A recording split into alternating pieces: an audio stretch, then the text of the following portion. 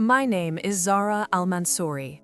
For 6 months, the man who once promised me forever believed I existed only as a breathing ornament, eyes that followed nothing, lips that formed no words, limbs that never twitched. Khalid called me his silent angel. He smoothed my hair for visitors, adjusted the cashmere blanket over my useless legs, and told the world how deeply he loved the woman fate had stolen from him. He had no idea I was conducting the most meticulous audit of his soul every single day.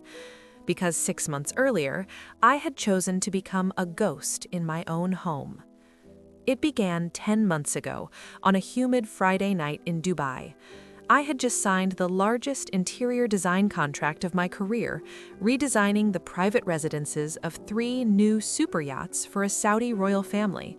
The fee alone was 18 million dirhams, with bonuses that would push my firm, Atelier Zara, past the 200 million dirham annual revenue mark. At 36, I was the most sought-after residential designer in the GCC. My signature style of quiet luxury mixed with Emirati heritage had been featured in Architectural Digest, Elle Decor Arabia, and on the cover of Vogue Living Middle East.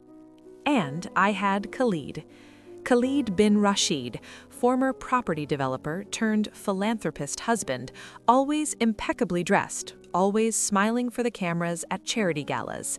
He proposed to me on the Burj Al Arab terrace with a 12-carat Asher-cut diamond that made headlines. Everyone said we were Dubai's golden couple. I believed them until the evening I returned early from a site visit in Abu Dhabi. The Jumeirah Beach residence penthouse smelled of oud and a floral note I did not recognize. Tom Ford Noir de Noir, too heavy, too feminine for Khalid's usual creed Aventus. I heard low laughter from the master suite. I pushed the door open 2 inches. Khalid was on our bed with my most important client, Sheikha Laila Altani, not a one-night mistake. They were reviewing documents, my contracts, my client list, my banking app screenshots on his phone. Laila laughed softly. Once she's declared incompetent, the power of attorney gives you signature rights on everything. We sell the firm quietly through my holding company in the Caymans. She never has to know. Khalid kissed her temple. She trusts me completely. She signed the medical directive last year, remember? If anything happens to her mind or body, I decide.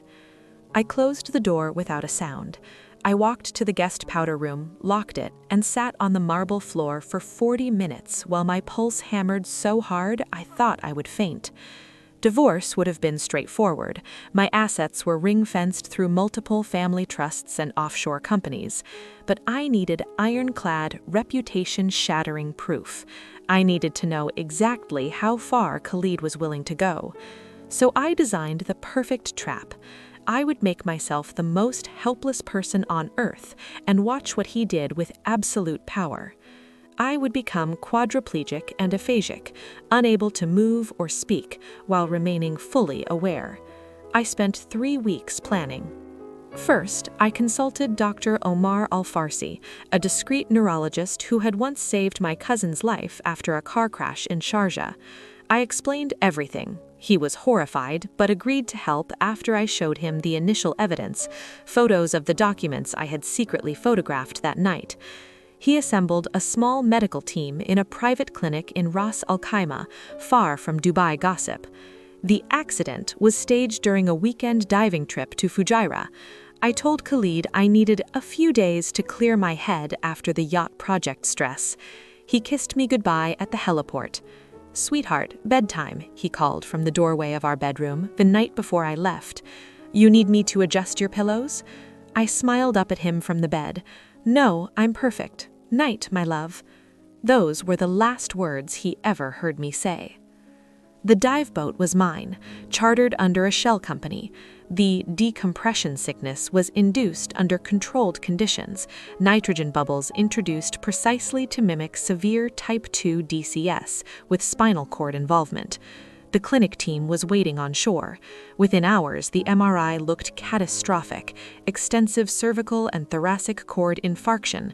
The official diagnosis, C5 quadriplegia with locked-in-like aphasia from brainstem involvement.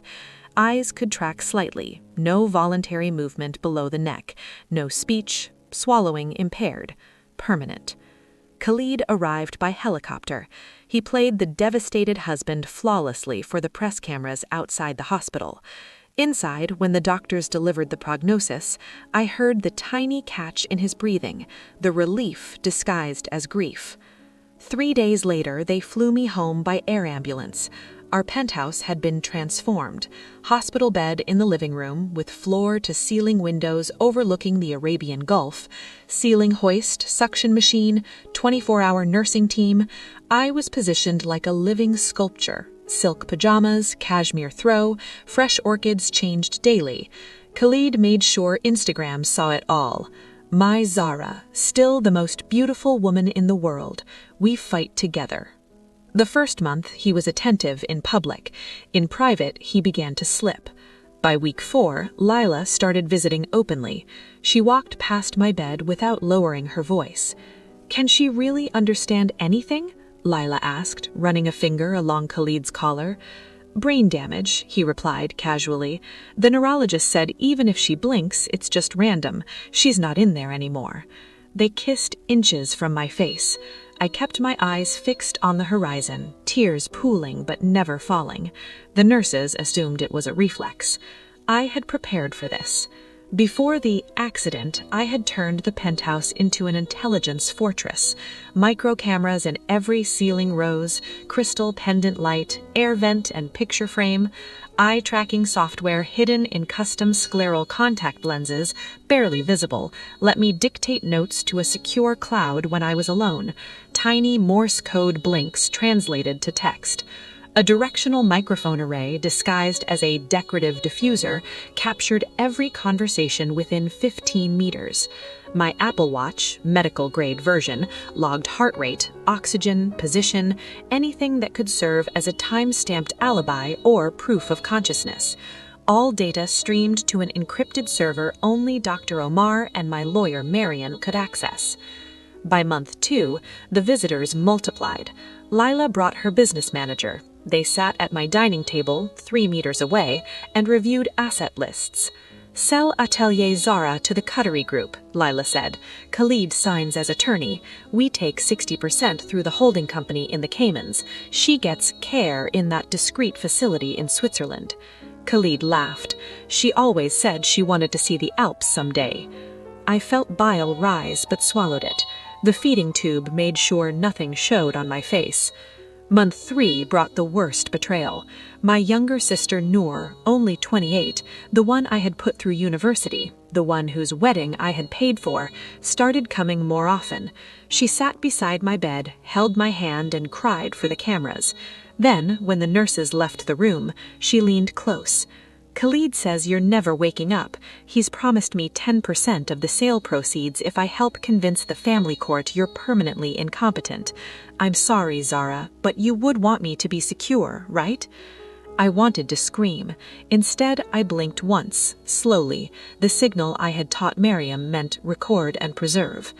Mariam visited twice a week disguised as a speech therapist. She adjusted my pillows, placed a small tablet in my line of sight under the guise of visual stimulation, and let me dictate entire affidavits with eye movements. Every session produced notarized digital statements. Every blink was evidence. Month 4, Khalid filed the application for guardianship and power of attorney. The hearing was scheduled for month 7. He celebrated by taking Laila to the Burj Al Khalifa private lounge right above my head, while I lay below listening through the ceiling microphones. That night, I sent the final signal to Mariam. 3 slow blinks. Execute Phase 3. Phase 3 was the reveal. Khalid decided to throw a hope and healing gala in the penthouse. 300 guests, black tie, proceeds supposedly for spinal cord research. The real purpose, to parade the devoted husband before the judge, the media, and potential buyers of my firm. He wanted the optics perfect. The night arrived. The living room glowed with thousands of fairy lights, a string quartet played. I was dressed in ivory silk, diamonds at my throat, propped in a custom wheelchair at the focal point, like a tragic centerpiece. Khalid had insisted. Everyone wants to see how much we love each other.